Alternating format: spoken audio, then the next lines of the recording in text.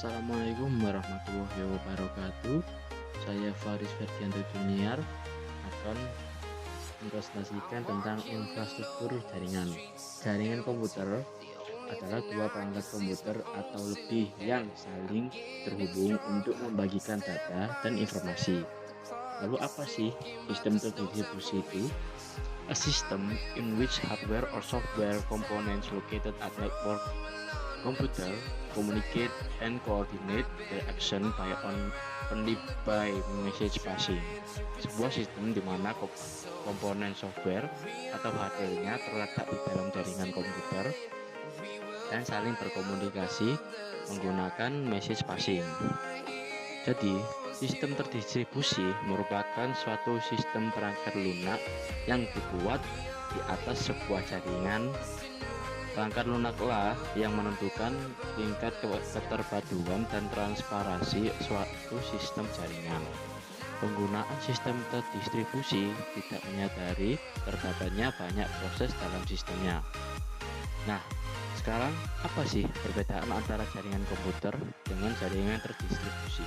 Jaringan komputer adalah komputer otonom yang secara eksplisit terlihat atau secara eksplisit teramati.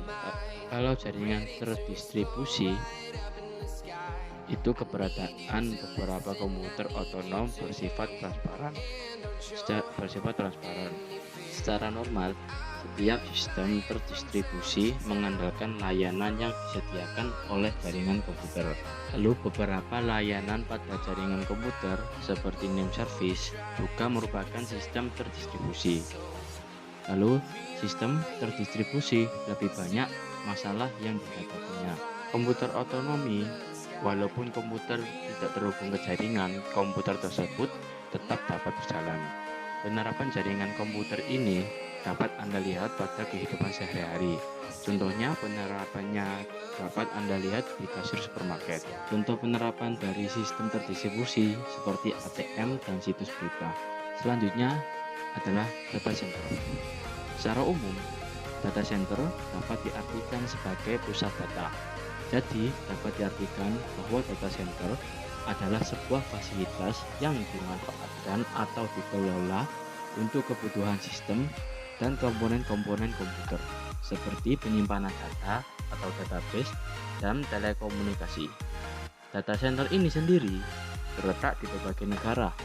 Setiap data center memiliki Disaster Recovery Center atau DRC adalah suatu tempat yang secara khusus ditunjukkan untuk menempatkan sistem, aplikasi, hingga data-data cadangan perusahaan ketika terjadi gangguan serius atau bencana yang menimpa satu atau berbagai unit kerja di perusahaan, seperti pusat penyimpanan dan pengolahan data dan informasi. Lalu ada macam-macam jaringan. Bagian jaringan berdasarkan jangkauan geografis. Yang pertama adalah PAN, Personal Area Network. Contohnya adalah Bluetooth.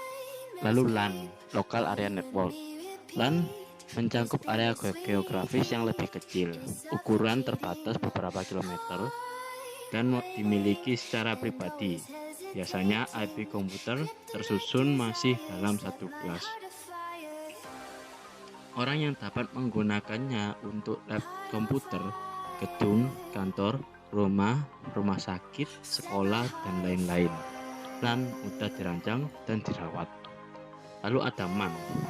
MAN atau Metropolitan Area Network mencakup area yang lebih besar daripada LAN dan area yang lebih kecil dibandingkan dengan WAN.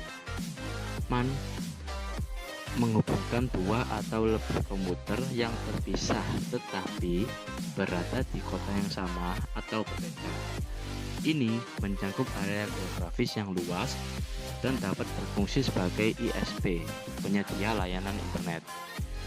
MAN dirancang untuk pelanggan yang membutuhkan konektivitas kecepatan tinggi, sulit untuk merancang dan memelihara jaringan area metropolitan. Lalu WAN, Wide Area Network, adalah jaringan komputer yang membentang di wilayah atau negara yang luas. Teknologi ini mempunyai kecepatan tinggi dan relatif mahal. Ada dua jenis WAN, Switch WAN dan point-to-point WAN. WAN ini sulit untuk dirancang dan sulit untuk dirawat. Pembagian jaringan berdasarkan aksesnya ada intranet, adalah sebuah jaringan internal perusahaan yang dibangun menggunakan teknologi internet.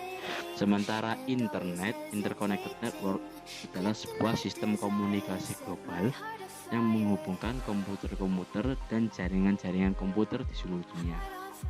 Lalu perbedaannya adalah intranet itu bisa diakses untuk kalangan internal, sedangkan internet bisa diakses oleh publik. Internet dan intranet memiliki satu kesamaan, yaitu berfungsi untuk menghubungkan komputer satu sama lainnya. Setelah itu ada ADHOC. Pada jaringan komputer, ADHOC mengacu pada koneksi jaringan yang dibuat untuk satu tujuan dan tidak memerlukan router. Misalnya, saat Anda ingin berbagi file ke laptop teman, maka Anda bisa menggunakan jaringan ADHOC wireless. Lalu infrastruktur. Pada infrastruktur menggunakan access point sebagai media penghubungnya. Selanjutnya ada topologi jaringan. Yang pertama adalah topologi bus. Secara sederhana, pada topologi bus, satu kabel media transmisi dibentang dari ujung ke ujung. Kemudian kedua ujung ditutupi dengan terminator. Lalu ada topologi ring atau cincin. Secara lebih sederhana, topologi cincin merupakan untaian media transmisi dari satu terminal ke terminal lainnya hingga membentuk satu lingkaran, di mana jalur transmisi hanya satu arah. Selanjutnya adalah topologi star atau bintang. Disebut topologi star karena bentuknya seperti bintang.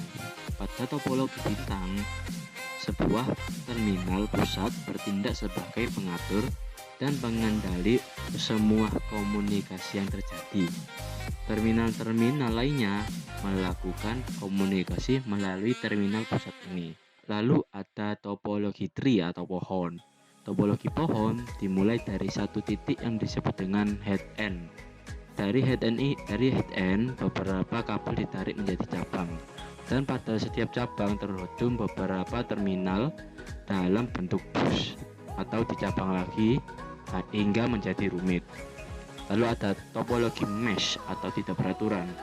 Topologi mesh adalah topologi yang tidak memiliki aturan dalam koneksi.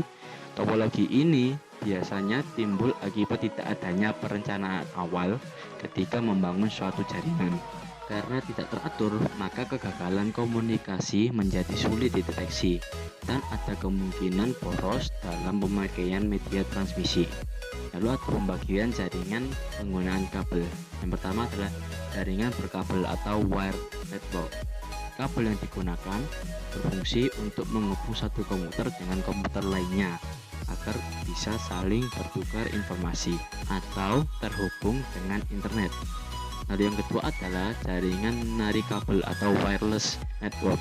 Jaringan menari kabel menjadi tren sebagai alternatif dari jaringan kabel, terutama untuk pengembangan LAN tradisional karena bisa mengurangi biaya pemasangan kabel dan mengurangi tugas-tugas relokasi kabel apabila terjadi perubahan dalam arsitektur pembangunan dan sebagainya. Oke, sekian dari saya. Terima kasih. Assalamualaikum warahmatullahi wabarakatuh.